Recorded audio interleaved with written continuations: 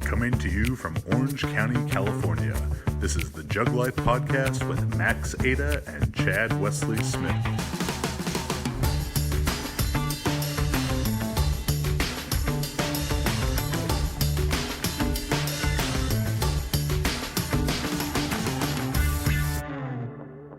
Hey everybody, Chad Wesley Smith here, bringing you another episode of the Jug Life Podcast. I am joined, as always, by magnificent Maximum Montana. How you doing, buddy? I'm doing pretty well. How are you guys doing?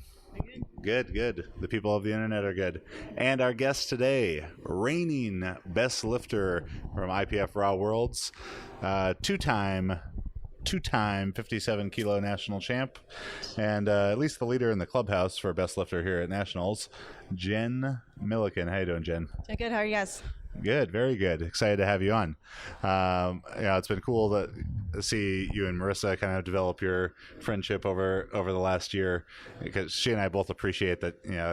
You kind of don't give a fuck about some of the stuff. Like you don't go in for some of the drama of powerlifting. So we very much appreciate that.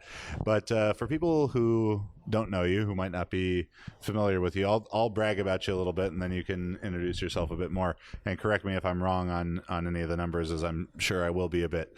But so you were world champ in Belarus a few months ago.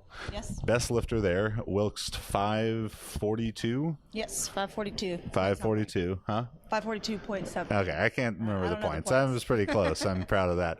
You are the world record in the squat. Yes. 174. 0.5. 174.5. Yep. You have benched 100. Yes, 100. All right, and that was a PR the other night. No. I benched 100 at Worlds and here at Nats. Okay, and you've pulled 195, 192.5. 193. 193. Is that also the world record? No. It's an American record. Okay. It's American record. Nice. Yeah, 193. So I guess you're pretty good at lifting. Kind of. And then what was your Wilkes the other night? 541. 540. 540. Weight a little heavier. A paltry 540. Yeah. Wow. Which I think are probably the third and fourth highest Wilkes of all time in the IPF for women. I think I had the second and third. Second and third. Yeah. All right. I might be wrong. I know Kim's right. Kim's Kim has got one one that's right in somewhere, there. Maybe second and fourth. Yeah. But yeah, someone can look that up for us. And so incredible lifting, and you. How long have you been competing in powerlifting?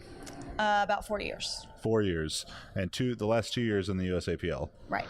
So that brings me to one of my favorite points about you. So the gym you train at, you live in Nashville, Tennessee. Right. And whose gym do you train at? Wade Johnson. Wade Johnson. All right. I love Wade. I've very much enjoyed getting to know Wade. I think I first really met him at the Arnold last year. And I met him, and he acted like he knew me. And I'm like, well, a lot of people know me because I talk about lifting weights on the internet. But I was like, he looks familiar, but I don't know him. And then it clicked. I was like, Wade Johnson. Because I used to compete in the SPF. My two of my first three powerlifting meets, SPF Pro-Ams, in the glorious settings of days in ballrooms in Knoxville or the Greater Cincinnati Convention Center, and Wade was the head judge. Mm-hmm. For the head judge of the SPF and the IPF world champion to even cross paths is remarkable, let alone be so. When Wade walks into the USAPL meet, does he start to smoke and sizzle and start to burn a little bit, or? I think it definitely came across a little bit. He was unsure of how he was going to be received. Maybe is what I'm searching for. But you mentioned that I don't give a fuck about a lot of things, and Wade doesn't either. That's what's great about him. He doesn't care. He's fine. Yeah. So Wade, you train at Wade's gym, and he's kind of your meet day, your coach, your handler. Yes. And who does your programming and everything? Aaron Thomas writes my programming. We've been working together about 2 years. I guess maybe a little over 2 years. So he writes my training and my nutrition. And then previous to powerlifting, you played sports growing up or in college? Yes, I played in high school. I played softball. I got cut my sophomore year, so that kind of crushed all my hopes and dreams.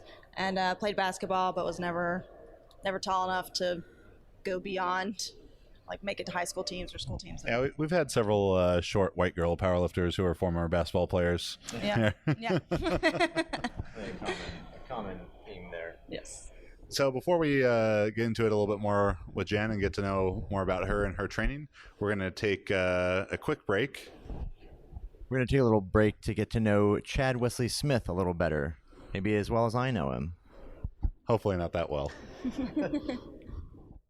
First, wearing boat shoes, it happened probably out of laziness, because once you get to be a man of, let's say, advanced size, tying your shoes is not the most comfortable thing. You kind of can't reach that well or get out of breath maybe. So boat shoes were easy because they were slip-ons. Plus, it kind of goes along with the country club nature of the name, Chad Wesley Smith. And but as far as lifting in boat shoes, it totally started by accident. I used to deadlift wearing slippers, like ballet slippers. And I was at a meet at Super Training, probably 2013. Yeah, I think 2013. And I had my squat shoes, my Olympic weightlifting shoes, but I only had one of my slippers with me. So it was either my boat shoes that I'd worn, weightlifting shoes, and that was it. So I figured the boat shoes would be a way better option than the weightlifting shoes. So pulled a PR deadlift wearing them and just kind of stuck with it since then.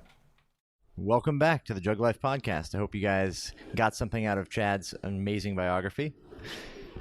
We probably just lost right here. So you competed two nights ago.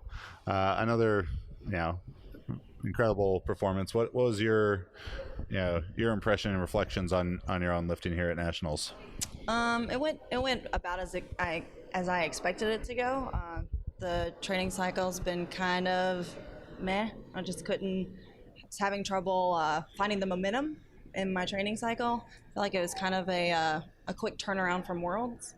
I'm not sure if I feel like I talked to a couple other people. I know Marissa had trouble just kind of getting back in the groove. For me, it was a quick turnaround, but I was able to come defend the title, squeak out one little kilo PR on my totals, so I'll take it. I figure once you're at the point you are, which is a 462 and a half. That's what I totaled at Worlds. Okay. And then here 463. 463. Just wait. No, at Worlds it's 462. Here 463. All right. I mean, when you're at that point, every kilo is a pretty big accomplishment. So you said Aaron Thomas writes both your training and diet. Can you give us kind of a overview of what a week of training might look like for you? So on Mondays, bench is the main movement, and then I'll usually do just two different variations of bench. So like wide grip, close grip, or something like that, and then just upper body assistance. Tuesdays, squats the main movement, and then I'll usually do deadlifts after that, and then more assistance, usually compound movements, good mornings, rows, things like that. Thursdays is another upper body day. I'll either do bench as a main movement or overhead press. I usually always do both, and then again, just regular assistance. Fridays are deadlift is the main movement, and then usually squat also. And same thing, compound movements, good mornings, lunges. It's really basic. And so you said you did softball and basketball in high school, and you've been competing in powerlifting for 4 years. Mm-hmm. You're 34? Yes. So from 18 to 30, were you just hanging out or doing CrossFit or doing 200 body weight squats and 100 push-ups every hour on the hour at your house, or what was the deal there? I wasn't doing a whole lot of anything. I did, I got married, had some babies in there, and then after I had my son, my husband had gotten into CrossFit, and so while I was pregnant with my son, he would come home and he's telling me how great it is, and he's telling me about these women that are there, and they can't do pull-ups, and I'm like, I can do a pull-up for sure. And then he wins and gets his name circled, and I'm like, I want to win things and get my name circled.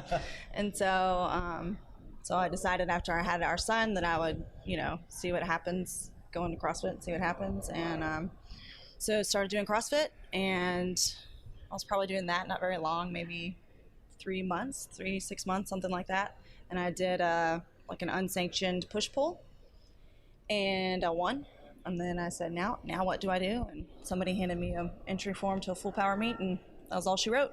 Do you remember the numbers from the unsanctioned push-pull? I do. It was, I want to say, I know I missed 135 because I wanted a plate really bad, and I missed it.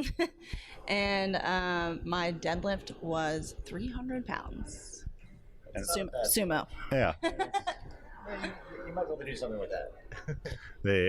We did a podcast several months ago with the Iron Sisters, and Jennifer Thompson told us, she's like, I was really struggling with the bench press when I started to train. I didn't feel stable with the bar, and so I would just do dumbbells, and I was like, well, how'd your first meet go? And she said, I benched 242. She only squatted like 185, so That's appropriate. Yeah, well, that's pretty amazing for 4 years, from 135, missing 135, to now benching 225. So you went in the gym to win, then you started winning, and winning just became a way of life. So between that first meet and kind of like your current iteration of training and whatnot, did you go through a bunch of different phases of like trying different programs or different coaches, or did you just kind of find the right combo right off the bat? Or I think when I first started, I didn't know what I was doing. I wasn't necessarily following any specific programming. And then when I started, I was in North Carolina, and then about 3 years ago, I moved back home to Nashville, and looked up powerlifting gyms because I knew I wanted to keep powerlifting, and found Wade's place, and walked in there and just started training. And when I first started training there, Wade and I kind of butt heads a little bit. you want you to go multiply? He does want me to get in gear. I'm not ever getting in multiple. But anyway, I ran. I wouldn't say that I ran Wade's programming because I was very stubborn and wanted to do what I wanted to do. And then actually read an RP book. And in the RP book, Aaron's picture is in there. And Wade's son, Wes, went to school with Aaron. And he was like, I know that guy. So Wes sent Aaron an email, and Wes told Aaron about me, and then Aaron emailed me, and I've been working with Aaron ever since. So. And you have a exceptionally balanced total, which I think is what really makes you such a great powerlifter. Is all three lifts are excellent, but if one of them probably stood out more than the rest, and particularly for me, watching you lift, I'm like, holy shit, this girl can squat. And maybe a little bit more insight specific to your squat training and what do you think has been really helpful for you in either developing your technique or your strength there. Sure. So I think one of the biggest things for me is like you were saying, SPF and all of that. When I first started lifting, I was competing in knee wraps, and never even touched anything without knee wraps. And when I started training with Aaron, he would write in my numbers, and I would look at them, and I would just be like, there is no way. I'm like, you are nuts.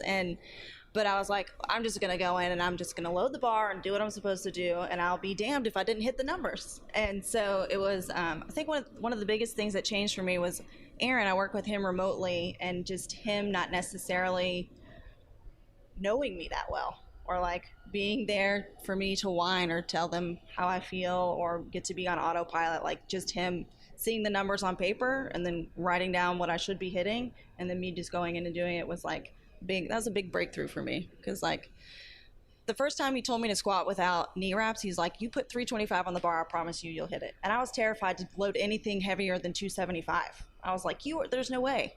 And I was like, but I'll do it. And so walked in the gym, put 325 on the bar without knee wraps, and I'll be damned if I didn't squat it like nothing. I was like, oh, okay, maybe he knows what he's doing. Yeah, the way you squat too, and at that very fast descent. Yes. And is that something you think you kind of developed from knee wraps, trying to really use the wraps? No, I think I just squat that way, and I can't unsquat that way. Yeah. I've attempted in the past because people have told me they're like, if you slow it down and control it more, you'll be so much better. Because I was a little bit wild in the beginning of time. I've like dropped bars off my back and like fallen backwards because my descent is so fast, and I was squatting high bar.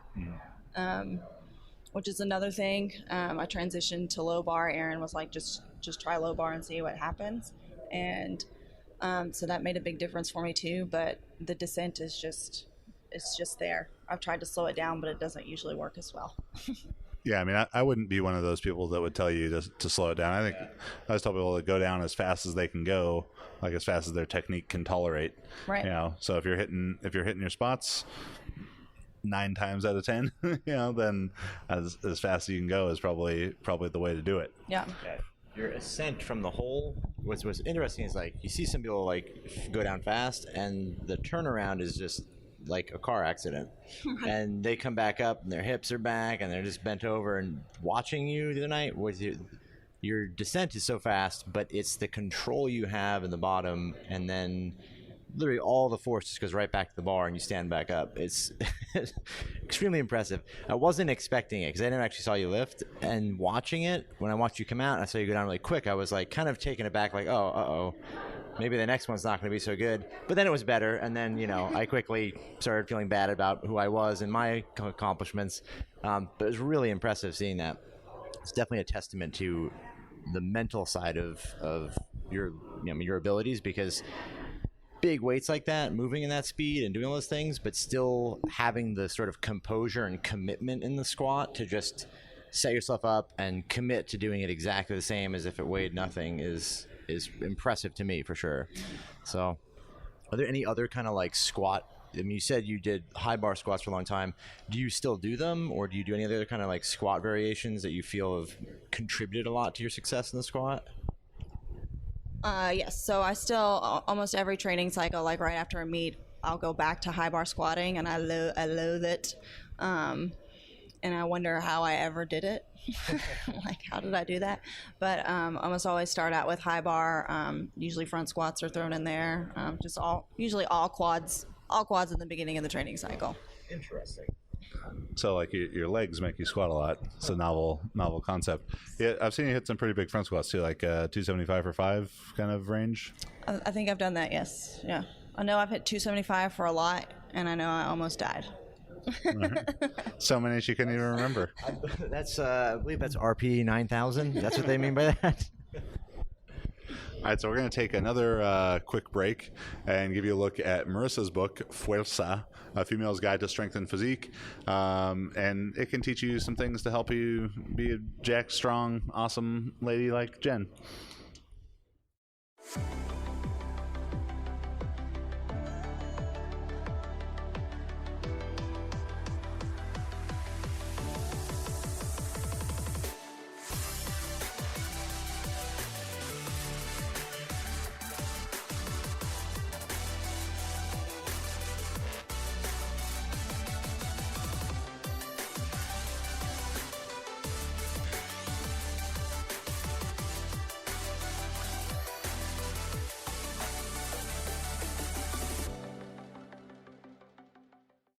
All right, so hopefully you got a little bit of insight to Marissa's book there, and something she talks about in that is balancing being a mother, and Marissa has 2 kids, as do you, and I know it's got to be definitely has its own unique challenges.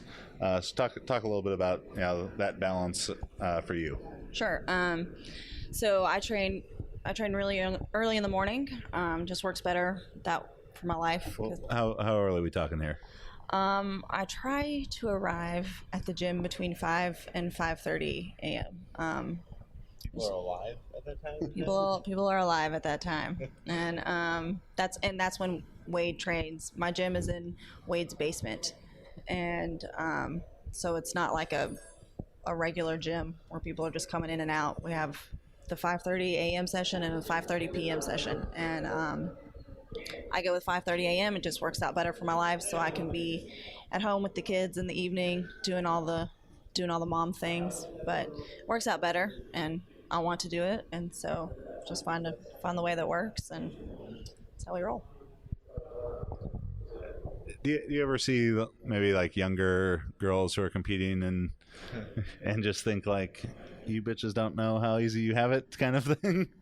I do, and I think having children adds another layer of superpowers. Like, because after you have kids, you just don't care. Like, whatever. I'm hungry and I'm tired and I'm sore and I don't care. I'm just gonna keep going because you now have super parent powers. It's like after you've had a baby shit on you, you can't. Nothing's really that bad that could happen at a powerlifting meet.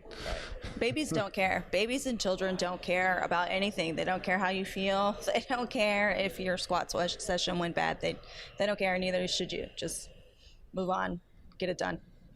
What's coming up next for you, competition-wise? Goals you have for maybe 2018 powerlifting?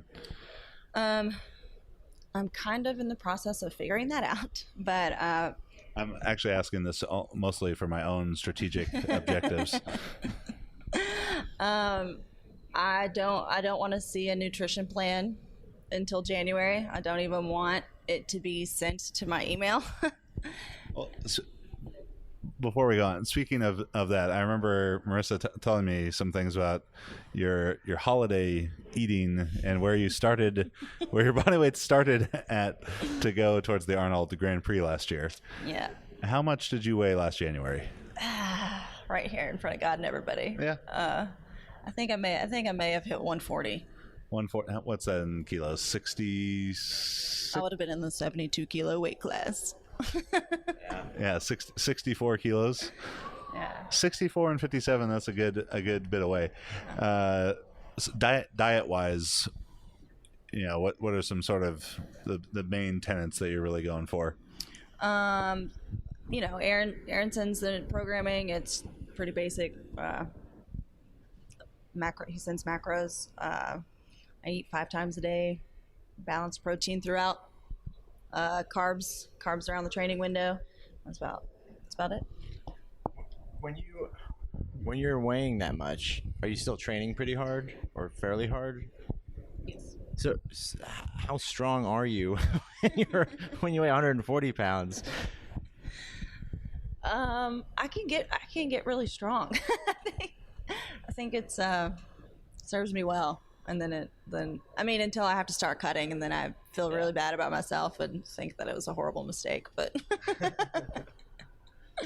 Balance, right? yes, but it's fun while it's happening. So deciding between weight classes, but you think the Arnold on the horizon again this year? Yes, yeah, I think so. As long as all goes well. I was feeling just a tad burnt out. If I'm being very transparent. So I'm certainly looking forward to a full 20 weeks of time between meets. Take a little break, having some nagging issues, and hopefully those will go away, and then start back at it hard, and hopefully put up a huge total at the Arnold. Do you have any big goal numbers out there? I want to squat 400 pounds at a meet. I want to do it. I want to squat 400, so that's like 182.5 kilos. I want to deadlift 200 kilos, and any amount of kilos that want to go on my bench, I'm happy to have them. Well, Jen, thank you very much for taking the time to talk with us. Where can people learn more about you? I am on Instagram as Jen Millican. I have a blog, poweryourown.blogspot.com. That's where you can find me. All right. And this episode of The Jug Life was brought to you by Fried Chicken and Front Squats. And if you enjoy The Jug Life, please go on iTunes, give us a 5-star review, leave us something nice, something funny, maybe both, and then you can email me if I read it on the air. And since I really have no way of verifying who these people are, because they can write whatever name they want in. You're gonna read one that's just like praising me, then it'll be by notmaxada.com. Really not Maxada. Really not Definitely not Maxada. Definitely not Maxada. And in this one, Doug Young and Bob Wills, that's all is one word, says, love the podcast from CWS and Max. From the information provided to being funny and entertaining, it delivers it all. Well, we try. What makes it even better is they seem like they enjoy it. We do. There's been several times in the last 2 weeks of work. Like I'm sure as an avid Jug Life watcher and listener, you've seen our incredible Rocky Beach training montage. That day when Max and I went to the Halloween store to get our wigs, as it may come as a surprise to you, that wasn't our real hair. The lady asked, she's like, so you guys going to a costume party tonight? As Max is walking out with a Jerry curl wig, and I've got some flowing Italian black hair locks to put on. And I just looked at her as straight face as I could, and I was like, no, this is for a work project. And she was very confused by it. Yeah. But we definitely do enjoy this job, and I'm glad that it comes through for all of you. And it says, always helps me get through my cardio and through long days of travel. Well, Doug Young and Bob Wills, which I feel like that's not his real name. Yeah. We're glad that you enjoy it, and go ahead and shoot me an email, chad@jtsstrength.com, and we'll send you out something nice, maybe a wig. Be nice, yeah. You never know. Yeah, game used, game worn, Apollo Creed wig. And beyond that, check out juggernautcoaching.com for all of our online coaching options for weightlifting, powerlifting, and super total. That's the unholy merger of powerlifting and weightlifting into one. And the snatch and squat, the bench and jerk. Yeah. I'm going to do those simultaneously. So check that out and subscribe to the YouTube. We're always proud of the content that we produce here, along with our strongest videographer in all the land, Shorty Lifts. Shorty Sedang. Thanks to him for his hard work. And what else? Oh yeah, events. We probably have seminars coming up. I don't know when this episode's going to come out, so I don't want to say which ones they are and where they may be. But email us, chad@jtsstrength.com, max@jtsstrength.com, or the events section at store.jtsstrength.com. It really just rolls off the tongue for me now. I wish. Yeah. I'm not even close to that. One day Max will learn the name of this company, and we're still... Even with teleprompters, it doesn't come out right. We're still hoping for that day. But yeah, check all that stuff out, and hopefully we'll see you at an event. Max, where can they find you? You can find me on Instagram, max_Ada, or on Facebook, or like Chad said, email me, max@jtsstrength.com. And I'm Chad Wesley Smith, at Chad Wesley Smith, and at Juggernaut Training on Facebook and Instagram, filling up your news feed all day. This is Millican. Thank you very much for joining us. Thanks for watching The Jug Life, and we'll see you next week.